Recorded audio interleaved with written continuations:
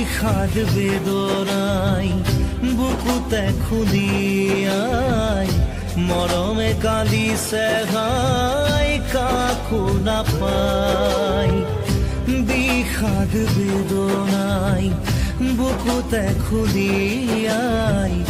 জীবনে কান্দিছে হাই পাই হেৰুৱাই দুখে আৱৰিছে আহি আশাৰ সমাধি বিচাৰি দুচকুৰে চকুৰে মনকে বুজাই ভগৱান ৰচিলা মায়াৰ পৃথিৱী